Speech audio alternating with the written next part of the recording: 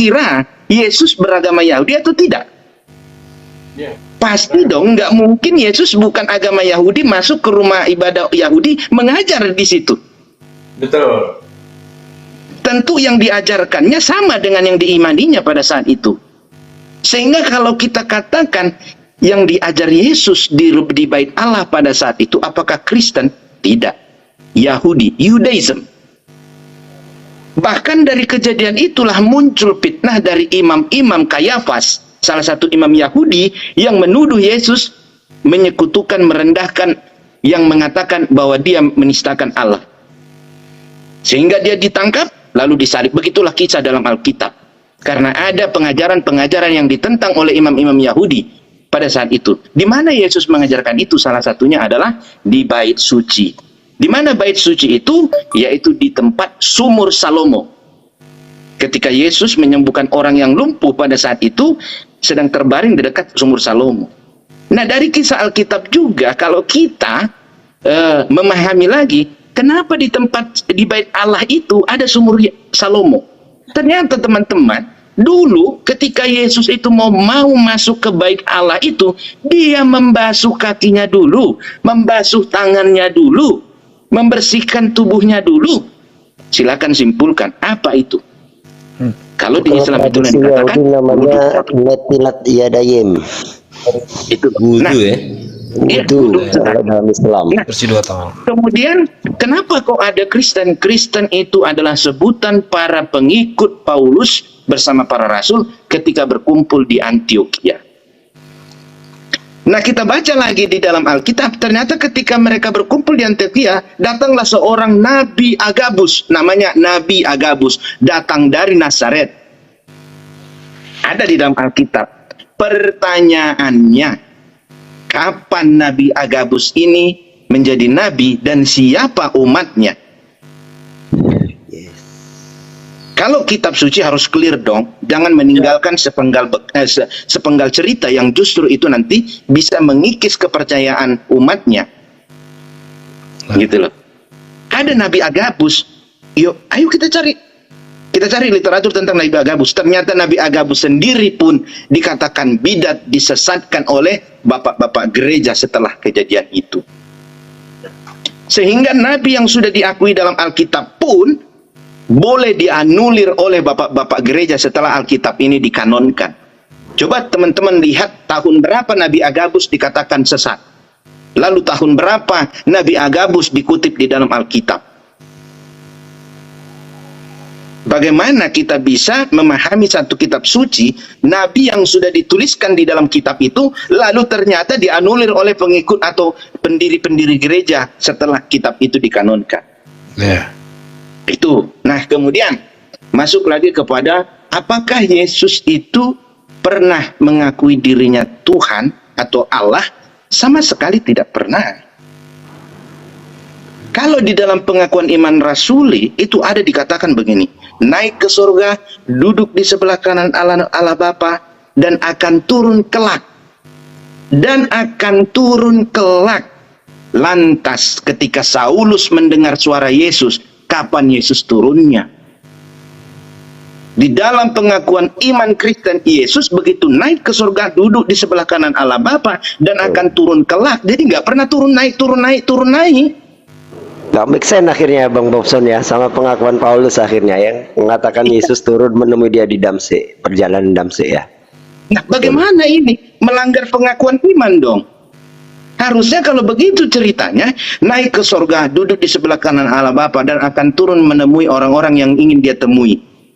Saya rasa lebih tepat. Sehingga benar dong ketika ada orang mengaku saya ketemu Yesus sesuai dengan pengakuan imanku. Tetapi karena imanku mengatakan yang akan datang akan turun kelak untuk menghakimi orang yang hidup dan yang mati. Yesus turun ketika menghakimi. Makanya hari ini kalau ada orang mengatakan aku bertemu dengan Yesus, saya tidak percaya karena itu ditentang dengan pengakuan imanku. Gini Bang. Itu loh. Di zaman Yesus ada murid 12. Nah, yang murid 12 ini di dalam sejarah mereka sampai ke Paulus sebagai pembunuh murid-murid yang 12 tadi, itu pengakuan orang tokoh pertama yang di zaman Yesus itu mengaku Tuhan tuh, ada nggak doktrin seperti itu di zaman itu saja dulu, nggak usah ke bawah kita nanti larinya. Jadi begini, sebenarnya pengajaran tentang Trinitas 3 esensi, kalau teman-teman kita bilang begini, Trinitas itu bukan tentang keberapaan Tuhan, tetapi kebagaimanaan Tuhan, begitu ya. Berarti lebih menceritakan tentang kekuasaan Tuhan ya. Nah, itu dipopulerkan oleh Paulus. Saya sudah katakan tadi, bahkan sering terjadi pertentangan, perbedaan pendapat antara Saulus dengan Barnabas, ya, Saulus dengan Simon Petrus, Saulus dengan Lukas, banyak perdebatan-perdebatan di antara mereka.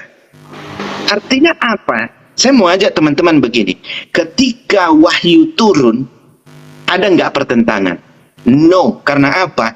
Wahyu itu bukan pendapat dari orang yang menerima wahyu. Tetapi ketika sesuatu hal saya sampaikan muncul pertentangan, perdebatan, maka saya pastikan yang saya sampaikan adalah pendapat. Artinya apa? Pengajaran itu ternyata pendapat Paulus begini, pendapat Simon Petrus begini, pendapat yang lain begini, mereka satukan. Sehingga mana yang bisa diterima, mana yang tidak, dibidatkan. Kenapa saya katakan dibidatkan? Ya, saya menemukan satu literasi, ternyata Nabi Agabus yang ikut berkumpul di Antioquia setelah selesai zaman para rasul, Nabi Agabus sendiri dikatakan bidat. Padahal di Alkitab dikatakan datanglah seorang nabi dari Nazaret yang bernama Nabi Agabus. Lalu dia menceritakan apa yang datang ke pikirannya, kebayangannya, akan terjadi kelaparan besar. Itu ada tertulis di Alkitab, teman-teman. Nah, saya juga bertanya dulu Bang Bobson. Kalau ada Nabi Agabus di KPR 13:1 juga ada Nabi Simeon, ada Nabi Lukius. Ini kemana gitu loh? Ini juga nggak diceritakan gitu loh. Iya, ada itu yang saya katakan. Coba teman-teman buka lagi berapa kali konsili dilakukan. Di dalam setiap konsili pasti ada filterisasi atau koreksi terhadap ajaran para nabi-nabi. Nabi Agabus dikatakan bidat di konsili Kalsedon. Ya, konsili-konsili ini justru menyatukan pemahaman para pengajar, para rasul-rasul. Begitu loh. Jadi yang diterima itu adalah pemahaman mereka, bukan tentang apa yang diajarkan Yesus lagi. Mereka sudah memberikan satu pemahaman yang mereka sepakati bersama. Lalu ketika kita bicara begitu, wah, mereka itu diselimuti oleh Roh Kudus, mereka dibimbing oleh Roh Kudus. Mereka dituntun. Saya mau jujur.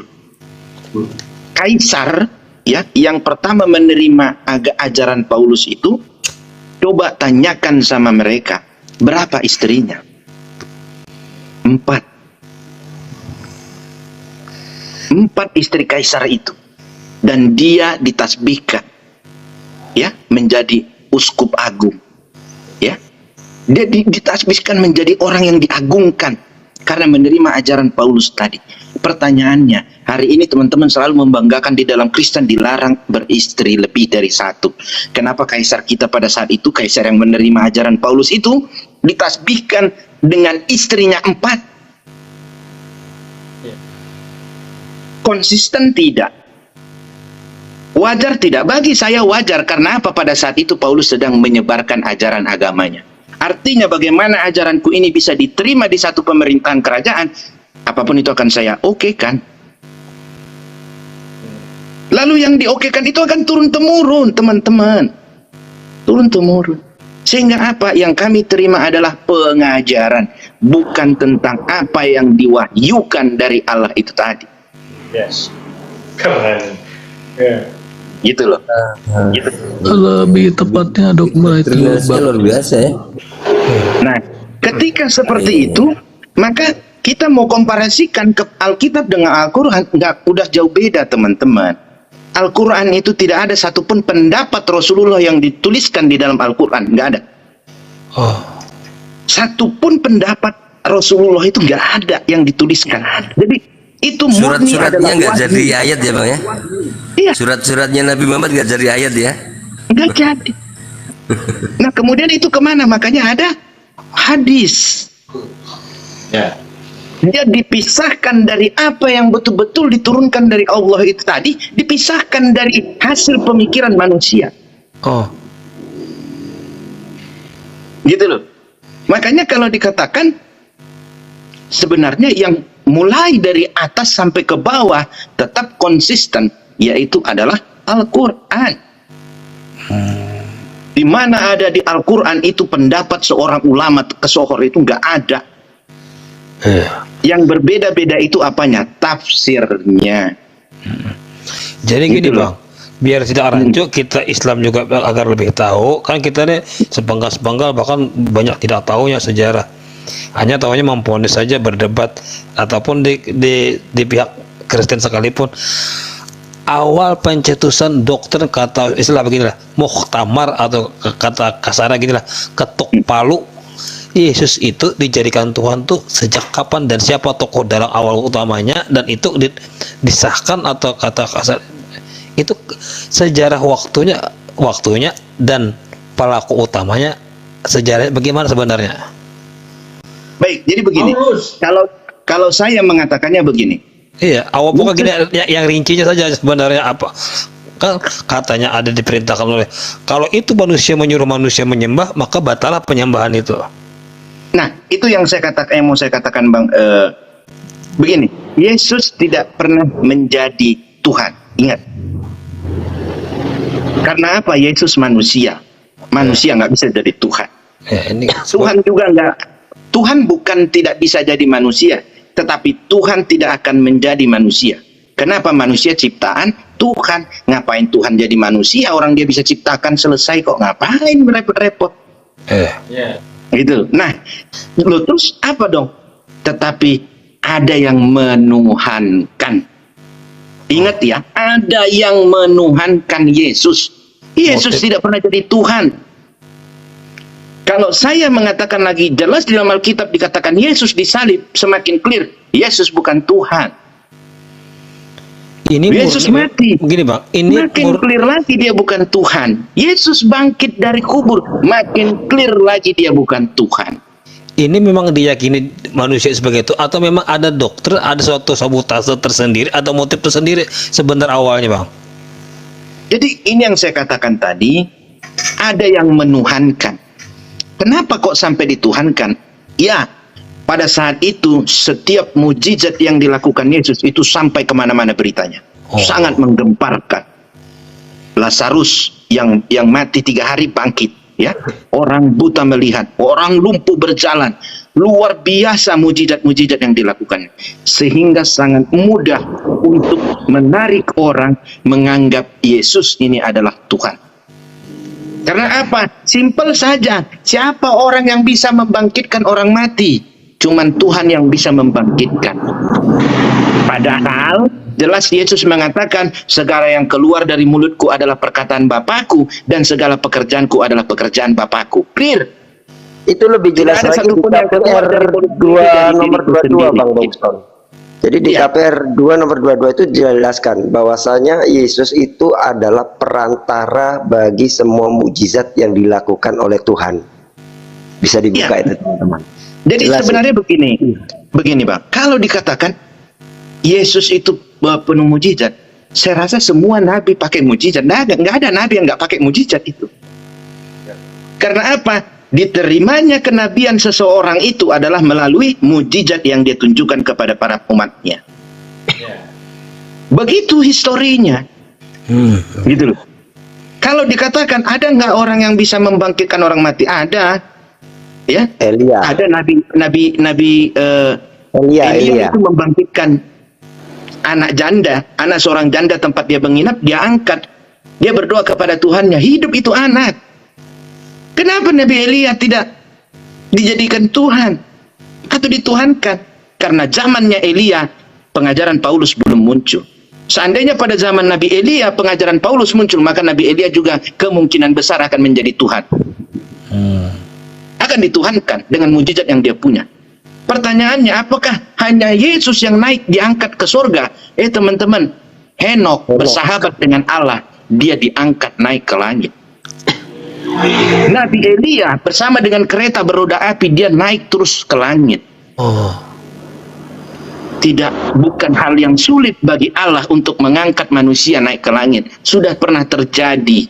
Kenapa kok ketika Yesus naik ke surga, diangkat ke langit, ini menjadi satu peristiwa yang berbeda dengan Henok dan Nabi Elia? Kalau cerita pemaparan abang ini diceritakan kepada jutaan Kristen yang menghadiri forum ini, mereka meyakini, membenarkan tidak cerita ini? Sebenarnya ini tentang berani jujur atau tidak, itu saja. Ya, jadi gini ya, saya berapa kali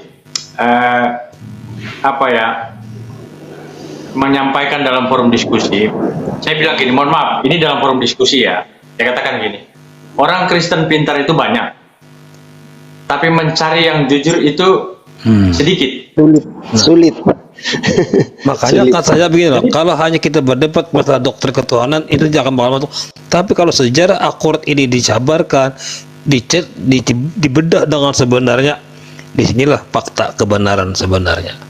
Mudah, lebih logis. Saya suka lebih Bang Bob ini dalam pencerahan. Walaupun saya orang Muslim, saya Kristen pun, saya akan lebih percaya seperti ini sejarah ini. Saya akan menggunakan logika saya, sejarah yang dapat akurat, dapat bertanggung jawabkan. Tapi gini Bang Bob ya, sebenarnya, Bang Ipul. Yesus kan terlalu singkat mungkin ya. Bentar. Kenapa? Yesus kan mungkin terlalu singkat ya, memberikan pengajaran itu kan 3 tahun kalau nggak salah ya. Iya. Ya, 3 tahun. Sangat singkat, sehingga itu tadi seperti doktrin, dia juga tidak mengakui jadi Tuhan dan sebagainya, sehingga inilah yang memunculkan multi tafsir. Orang bikin konsili lah, belum selesai ini konsili, besok lagi bikin konsili lagi, dibongkar lagi, bikin konsili lagi, karena itu tadi mungkin karena singkatnya. Sebenarnya meskipun singkat lengkap kok. Seperti pengakuan Yesus menyembah Tuhan di Yohanes pasal 4 nomor 22, jelas itu Yesus mengatakan, kami menyembah apa yang kami kenal. Itu jelas, itu dia mengaku menyembah gitu loh. Nah, kalau nabi yang lain kan kayak Musa misalnya, itu kan puluhan tahun dia berjuang mulai dari bawah. Kemarin Bang Aristo, saya mendengar diskusi teman-temannya Pak Airben ya. Dia menunjuk satu ayat yang menunjuk ketika Yesus naik ke bukit, lalu datanglah Musa dan Elia. Ya, ada orang yang menyaksikan itu begitu. Saya di situ bukan tentang disaksikan atau tidak, atau bukan tentang benar apa tidak peristiwa itu. Yang saya masuk kotak saya, Bang Aristo, pada saat itu emang ada yang ingat wajah Nabi Musa ya? Sama Nabi Elia. Sama Nabi Elia. Dari mana orang itu kenal wajahnya itu Nabi Elia, itu Nabi Musa? Coba jawab teman-teman. Yang tertulis itu saja muncul di pikiran saya. Betul, Yesus bertemu dengan Nabi Isa dan Nabi Musa dan Nabi Elia. Tetapi yang menyaksikan itu, dari mana mereka tahu itu wajahnya Nabi Musa? Itu wajah Nabi Elia. Itu ratus tahun, teman-teman. Kalau pada saat itu ada yang kenal Nabi Musa, ada yang tahu wajah Nabi Musa, mana lukisannya? Kenapa nggak dipatungkan? Kenapa nggak dibuat monumennya? Ada dokumentasinya padahal ya. Belum lagi Nabi Elia. Lalu ketika itu muncul di pikiran saya, kira-kira saya pantas nggak meragukan isinya? Pantas, sangat. Karena saya terbiasa ketika saya membaca data yang valid. Nah betul. Saya lebih terbuka seperti ini karena selama ini saya bertahun-tahun belum bisa dengar yang paparan dari sumber yang enak diterima, tidak dongeng, tidak asumsi, tidak begini, yang terukur begitu. Nah itu sebenarnya kalau kita baca 4 kitab tentang Yesus, tidak ada satupun di dalam kitab itu Yesus mau dirinya dituhankan. No. Kenapa saya mengatakan itu? Ketika Yesus berpuasa, dia menjawab hanya ada satu Allah yang patut disembah. Kemudian ketika muridnya bertanya bagaimanakah kami cara berdoa, Yesus apa yang diajarkan? Berdoalah engkau kepada Bapamu di surga, masuklah ke tempat yang sepi, tutup pintu kamarmu, lipat tangan berdoa kepada Bapa di surga. Gitu loh. Semua tentang Bapa. Kira-kira ketika Yesus tanpa Bapa, Yesus bisa apa? Aku tidak bisa berbuat atas diriku sendiri. Clear. Berarti Yesus mengajarkan tentang Bapa. Ya. Tentang Cuman gini, Bapaknya Bang. yang dahsyat ini yang diajarkan Yesus. Hei, kerajaan Allah sudah dekat, bertobatlah. Itulah yang pertama sekali dikampanyekan Yesus ketika Yesus selesai berpuasa. Silakan baca Alkitab. Betul, betul. Itu yang izin Bang pertama Bob. sekali Yesus suarakan. Bertobatlah sebab kerajaan Allah sudah dekat. Artinya Yesus diutus untuk mengajak orang bertobat. Ya. Berarti ada pada saat itu orang percaya yang tersesat. Apa sesatnya? Yesus sudah menganulir. Jika engkau melihat berzina, tetapi hari ini aku katakan kepadamu, di pikiranmu saja kau sudah berzina. Itulah yang dibenarkan digenapi oleh Yesus dari hukum Taurat. Masya Allah. Izin Bang Bob. Siap. Halo, izin Bang Bob. Pak Risto, izin bertanya Bang Bob dulu. Boleh, silakan ya. Ya ya. Mohon maaf teman-teman. Assalamualaikum warahmatullahi wabarakatuh. Izin Bang Bob. Waalaikumsalam. Ini kan Kalau saya izin belajar Bang Bob, izin belajar saya. Siap. sambil belajar ini kita belajar Bang Bob ini untuk kita miskin sekali literasi tentang Kristen Iya, ini sehingga kemudian perlu banyak mendengar dari Bang Bob ini. Terlepas kemudian pro dan kontra siapa Paulus, saya lihat ini dari kacamata saya pribadi, Paulus ini memberikan warna tersendiri dalam kekristenan ini, sehingga kemudian saya banyak bertanya kemudian siapa kemudian sosok Paulus ini dalam literasi kekristenan. Kita tidak banyak tahu ini ya. Mungkin Bang Bob bisa sedikit memberikan kita pemahaman latar belakang yang muncul kemudian dalam diskusi kemudian bahwa Saulus gitu. Paulus ini adalah yang dulu pembenci murid Yesus, kemudian membunuh para murid Yesus, kemudian bertobat. Tapi kita tidak tahu kemudian siapa sebenarnya sosok Paulus ini di situ. Dari mana dia datang, keturunan dari siapa. Karena mohon maaf, kalau dari Islam, sumber yang bisa dipercaya itu adalah yang jelas, kemudian asal-usulnya, kepribadiannya. Sekali saja dia pernah berbohong, kemudian dia meriwayatkan hadis, wah nggak bisa dipakai itu hadis itu. Itu sehingga kemudian ini kan apa yang kemudian yang keluar dari mulut Paulus ini kemudian dipegang erat, begitu erat sama teman-teman dari kekristenan ini. Nah itu. Bagaimana kemudian sosok yang kita pegang kata-katanya ini bisa kita percaya seperti apa sebenarnya beliau ini gitu loh. Mohon maaf, bukan bermaksud kita mau merendahkan Paulus, bukan, hanya kemudian kita ingin menelisik ini, mengulik lebih jauh siapa sebenarnya sosok pembawa kabar ini gitu loh, sehingga kemudian muncul, saya bilang, warna baru dalam kekristenan. Ini pasca murid Yesus, Bang Bob, karena tadi menurut Bang Bob kan Yesus ini mengajar di Bait Allah ini, mengajarkan kemudian perjanjian lama, agamanya Yahudi, mengajarkan di sinagog-sinagog. Tidak pernah kemudian Yesus itu mengajarkan hal-hal baru gitu.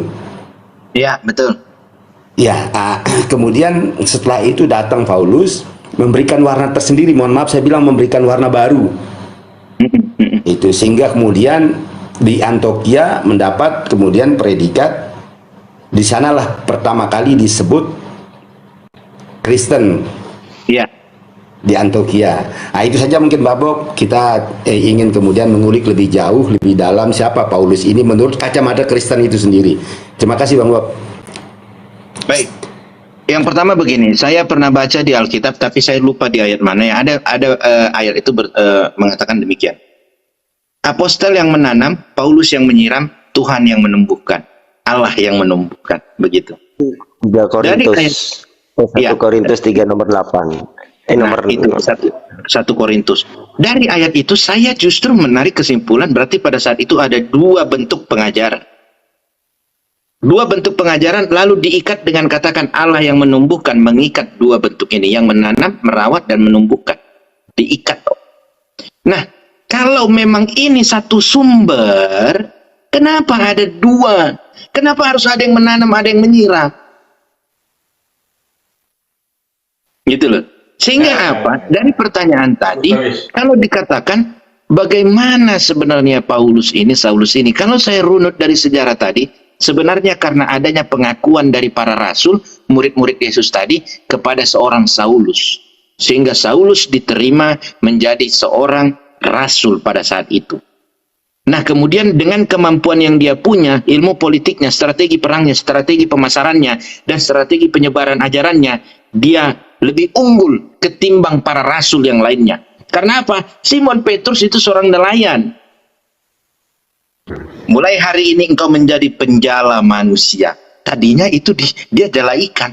Simon Petrus nggak ngerti tentang strategi. Simon Petrus nggak ngerti tentang diplomatik, tentang bagaimana menguasai satu daerah dengan ajaran, nggak ngerti. Para rasul itu mengerti bagaimana mengajarkan yang diajarkan Yesus, lalu melaksanakan amanat agung. Apa amanat agung? Jadikanlah semua bangsa muridku, dan jangan pernah menyimpang dari bangsa Israel. Itu amanatnya. Sehingga apa? Jika demikian berarti apa pengaruhnya? Saya melihat Rasul Paulus ini adalah orang yang lebih unggul dari rasul-rasul yang lainnya. Keunggulannya apa? Memiliki tingkat kecerdasan yang luar biasa, memiliki ilmu politik yang baik, diplomatik, cara bicara, dia lebih unggul ketimbang rasul-rasul lainnya. Kenapa saya katakan dia lebih menguasai diplomatik? Ketika terjadi konsili-konsili ataupun pertemuan para rabi-rabi dan para rasul, selalu pendapat Paulus yang diterima. Artinya, kalau kita di sini hari ini melihat rapat paripurna, lobby siapa yang lebih canggih, itulah yang diterima. Gitu loh. Sehingga pendapat-pendapatnya lebih diterima dan dijadikan satu kanonisasi. Berarti di situ gini keunggulan. ya, Izin Yesus berhasil apa namanya apa ya Yesus berhasil, tapi kepada Paulus yang tidak pernah dia ketemui, kepada orang yang dia temui rasul yang lain, itu malah dia nggak berhasil, kurang berhasil, bukan tidak berhasil ya.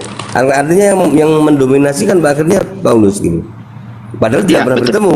Sedangkan yang langsung bertemu itu malah yang tadi abang narasikan tadi gitu. Bang Bob, Ya. seharusnya mohon maaf ini, ketika Paulus ini bertemu dengan mantan muridnya Yesus, ketika kemudian sejago apapun nih Paulus ini ya berargumentasi, mesti ada antitesis daripada murid-murid Yesus terkait dengan kemudian pengajaran Paulus yang mohon maaf menurut saya banyak sekali kemudian kita lihat bertolak belakang dengan apa kemudian yang pernah disampaikan oleh yang mulia Yesus kan gitu. Seharusnya akan ada antitesa dari murid-murid Yesus kalau bertemu dengan Paulus ini. Sementara itu tidak kita temukan kan. Seperti katanya Bang Bob tadi, karena bagusnya apa namanya lobby kan gitu. Argumentasi.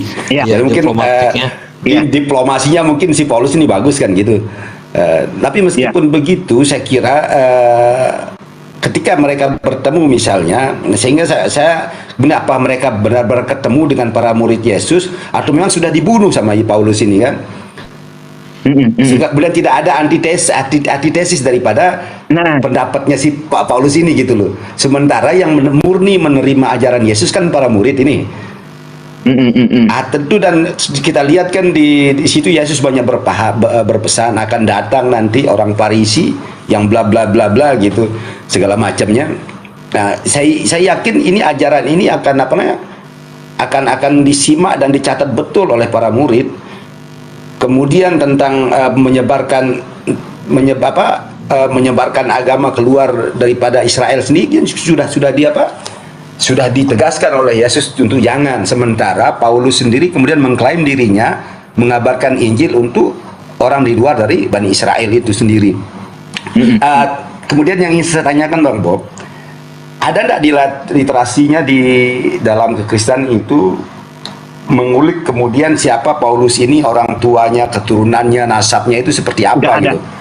Nggak ada. Nah, karena saya yakin ini tentang berita hoak ini Mas Bang Bob. Jadi saya ya memang mungkin waktu itu tidak ada berita hoak Bang Bob, tapi untuk kemudian kita mengantisipasi jangan sampai